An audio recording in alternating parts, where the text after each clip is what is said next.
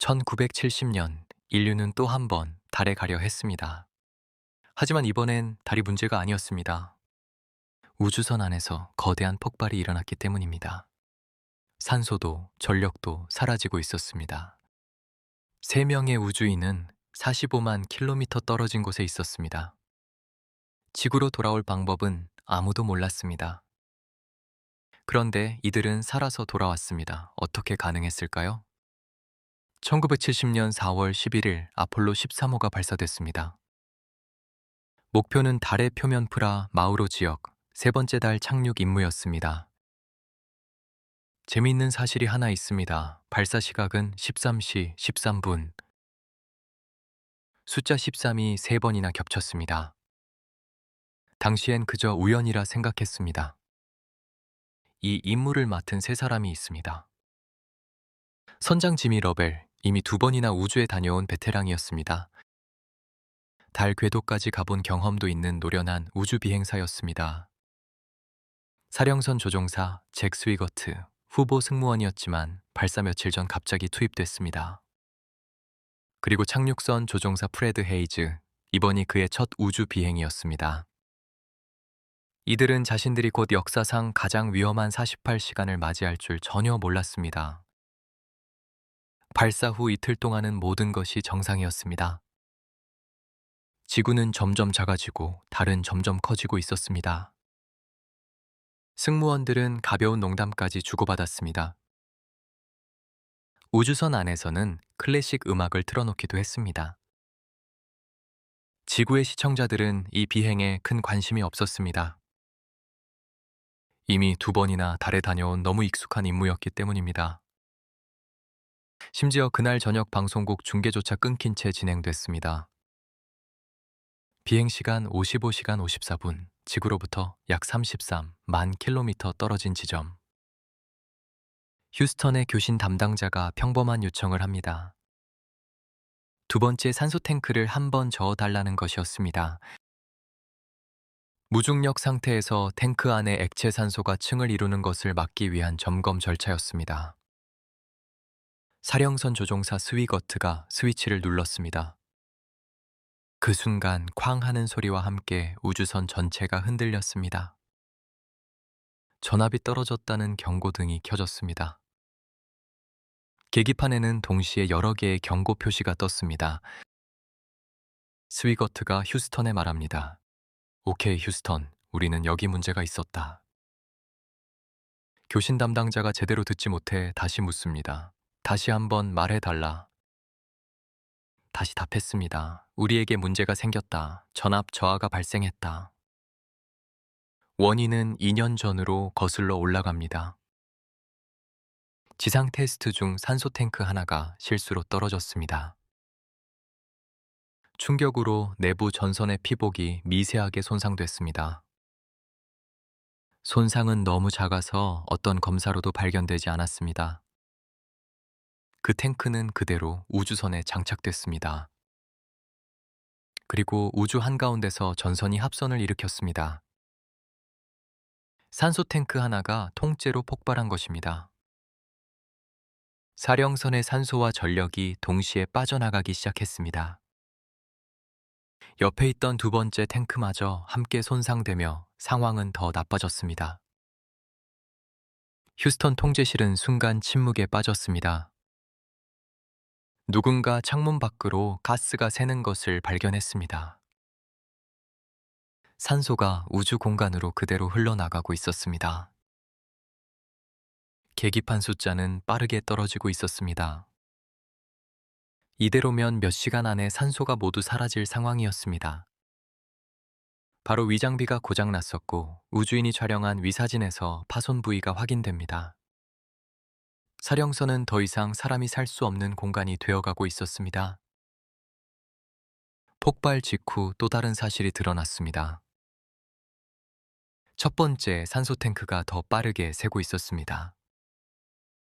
산소 계기판 숫자는 1분마다 줄어들고 있었습니다. 지상 관제팀이 곧바로 계산을 시작합니다. 남은 산소로 버틸 수 있는 시간은 단 2시간. 2시간 안에 사령선 전원을 내리고 착륙선으로 옮겨 타야 했습니다. 비행 감독 진 크란츠가 전체 팀에게 같은 말을 반복합니다. 우리는 답을 찾을 것이다. 사람들이 흔히 아는 유명한 대사 실패는 선택지가 아니다는 사실 이때 나온 말이 아닙니다. 훗날 영화에서 만들어진 문장이라고 하네요. 하지만 그 순간 관제실의 분위기는 정확히 그 표현과 같았겠지요. 지구에서 40만 킬로미터 떨어진 우주. 시간은 더 이상 그들의 편이 아니었습니다. 세 사람은 결단을 내려야 했습니다. 사령선을 버리고 옮겨 탈 곳이 단 한 곳 있었습니다. 원래는 달 착륙에만 쓰일 작은 착륙선이었습니다. 이름은 아쿠아리우스.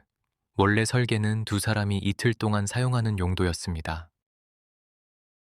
이제는 3사람이 나흘을 버텨야 했습니다.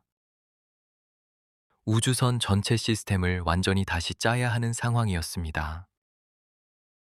전력을 아끼기 위해 난방이 꺼졌습니다. 내부 온도는 영상사 도까지 떨어졌습니다. 창문에는 서서히 얼음이 끼기 시작했습니다. 프레드는 천이 떨어지며 방광염까지 앓게 됐습니다. 물도 식량도 최소한으로 줄였습니다. 헤이즈는 이 나흘 동안 체중이 8kg 가까이 줄었습니다. 3사람 모두 거의 잠을 이루지 못한 채 살기 위해 몸부림쳤습니다. 또 다른 큰 위기가 찾아왔습니다. 3사람이 내뱉는 이산화탄소. 위에 이산화탄소 제거 장치가 고장나자 위처럼 임시로 테이프를 붙여놓았습니다. 착륙선의 공기 필터는 2사람용으로 만들어졌습니다. 이산화탄소 농도가 위험 수준까지 올라가고 있었습니다. 지상의 엔지니어들이 밤을 새워 해결책을 찾았습니다. 사령선에 남은 사각형 필터, 그리고 착륙선에 맞는 둥근 구멍. 이 둘을 연결할 부품이 우주선 안에는 없었습니다.